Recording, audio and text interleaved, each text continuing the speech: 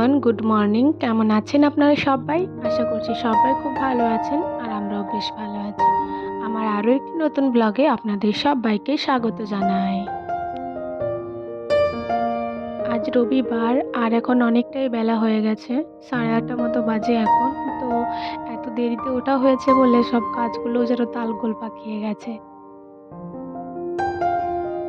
ভাই সকাল সকালই উঠে গেছে, কিন্তু আমার আর মায়ের আর ওঠা হয়নি। তো এই যে মা মাত্র এলো আর আমি চাটা বানাচ্ছিলাম ততক্ষণ।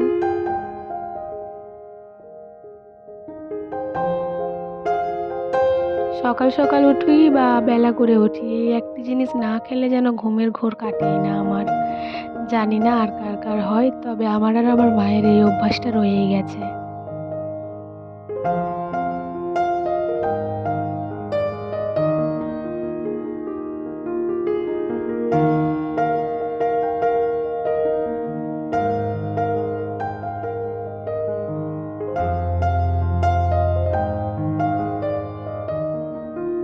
এখন যেহেতু 8:30 মতো বেজেই গেছে, তো টাইম কলের জলও প্রায় চলেই গেছে। তো মা বলল দেখে হয়তো ট্যাঙ্কিটা ভর্তি হয়েছে কিনা।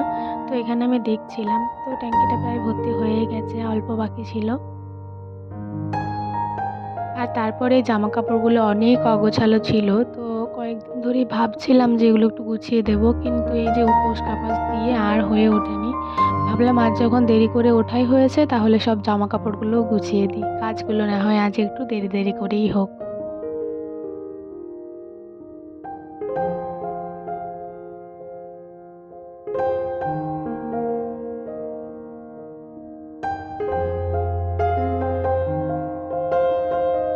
আর এই যে কাঠগুলিকে দেখছেন, এগুলো নিয়ে আমার ভাই ব্যায়াম করে, তো এগুলো এই ঘরেতেই থাকে। আর পুজো দিতে যে শাড়ি দুটি আমি আর আমার মা পরে গিয়েছিলাম, সেগুলো তো আর কাচা হয়ে ওঠেনি। সাদা শাড়িটা তো বাইরে লন্ড্রিতে দিতে হবে, আর এই শাড়িটা আজকেই কাচা হতো, কিন্তু যেহেতু জল চলে গেছে, মা বলল আজকে রোদে দিয়ে রেখে দিয়ে অন্যদিন কেচে নেব। তো সেটাই করে নিলাম। বাইরে এতটাই পরিমাণ রোদ দিয়েছে যে চোখে তাকাতে পারছি না।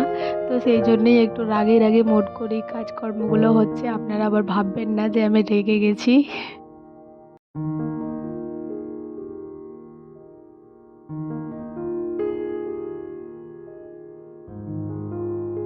আর তারপর বিছানাগুলিকেও পরিষ্কার করে নিচ্ছি, কারণ এই বিছানাটি অগোছালো থাকলে যেন ঘরটাও অগোছালোই রয়েছে বলে মনে হয়।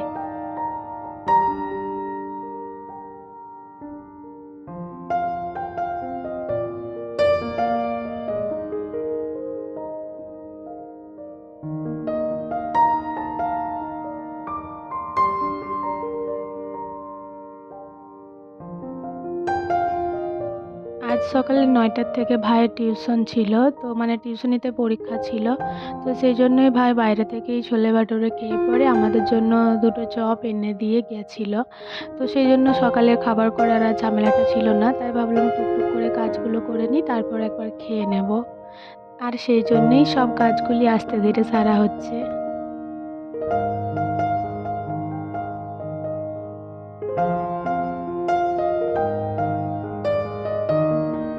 অলসতা আমাদের সবার জীবনেই থাকে, কিন্তু ওই অলসতাটা কাটিয়ে উঠতে পারে কয়জন? আমিও মাঝে মাঝে ওটা কাটিয়ে উঠতে পারি না। মাঝে মাঝে মনে হয় যা হবার হোক, একটু ঘুমাই তো, তারপর যা হবার হবে। তো সেই করতে গিয়ে আজকের দিনটাও দেখুন এত অগোছালো হয়ে গেছে যে কোনো ধরতে পারছি না। তো মাও তাই বারবার বলছে যে এত দেরিতে কেন উঠলাম, এত দেরিতে কেন উঠলাম। তো এই হচ্ছে আমাদের, আর কাজ চলছে।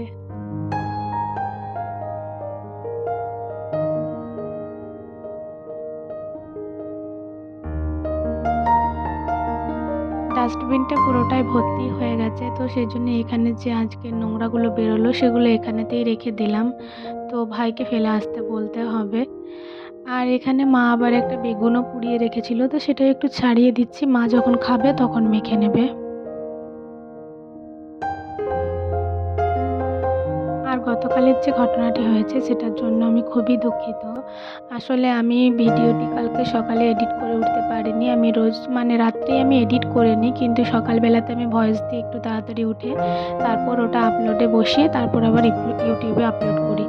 তো কিন্তু কালকে যেহেতু এত দেরিতে ওঠা হয়েছে, তো সকালে আর ভয়েস দিইনি। এই সকালের কাজকর্ম সেরে মুড়ি খাবার খেয়ে ভয়েস দিয়েছিলাম, কিন্তু সেই করতে করতে এতটাই দেরি হয়ে গেছে যে ভিডিওটি এক্সপ্লোর হয়েছে কত দেরিতে।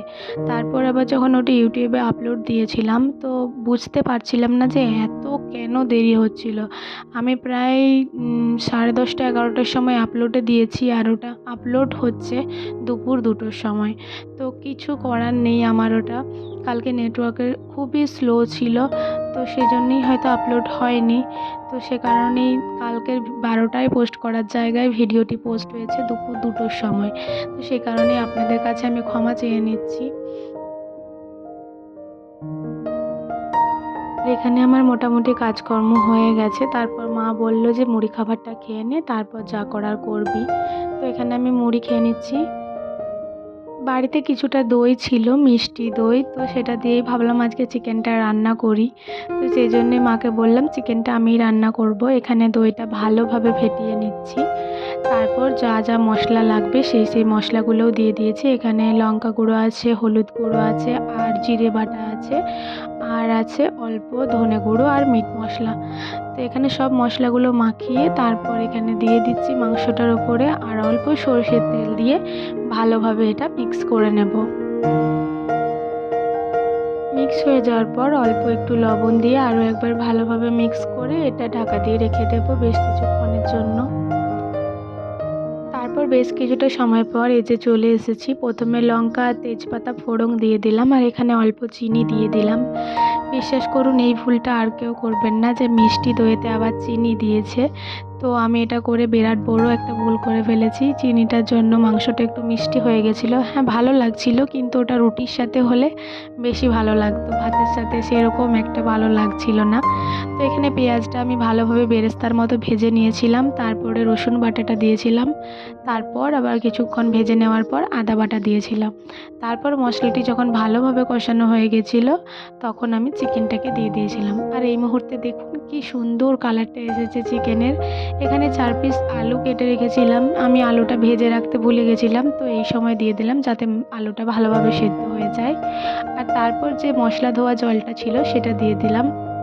আজকে দুপুরের খাবারে ছিল আলু পোস্ত টমেটো দিয়ে, আর এখানে ছিল টমেটোর চাটনি খেজুর দিয়ে আর চেরি ফল দিয়ে, আর এই যে অল্প কটা পেঁয়াজ কলি ভাজা, যেটা মা আমার জন্যই করেছিল। তো এখানে আমি ভাই এসেছে আর ভাইয়ের একটা বন্ধু, তো ওদের দুজনকে খেতে দিয়ে দিচ্ছি, তাই আমি মাংসটাও সাজিয়ে নিলাম। তাহলে চলুন ওরা খেয়ে নিক, আর আমি এখনও স্নান করিনি, তো আমি স্নান করে আসি তারপর খাবো। তারপর বেশ কিছুটা সময় পর আমার খাওয়া দাওয়া হয়ে গেছিলো, সেটা আর আমি ভিডিও করিনি। তারপর ভাবলাম আজ একটু ঘুমাই, তো অনেকটাই দেরি এখন, তাও একটু ঘুমিয়ে নিলাম। সন্ধ্যাবেলা মা আবার ডালিয়ার পায়েস বানাচ্ছিল, তো সেটার আমি ফুল ভিডিও নিতে পারিনি, কারণ আমি তখন ফোন কলে ব্যস্ত ছিলাম। খুবই সুস্বাদু হয়েছিল, দারুণ যাকে বলে একদম। আজকে আর সন্ধ্যায় চা খাওয়া হয়নি, এই পায়েসটি আমাদের 3 জনের খাওয়া হয়েছিল। আজকের ভিডিওটি অনেকটাই বড় হয়ে গেল, জানি না কে কতটা দেখলো। তো বন্ধুরা, আজকের ভিডিওটি আমি এখানেই শেষ করছি। ভালো লাগলে অবশ্যই লাইক কমেন্ট করবেন এবং সাবস্ক্রাইব করে আমার চ্যানেলটির পাশে থাকবেন। আবারও দেখা হবে।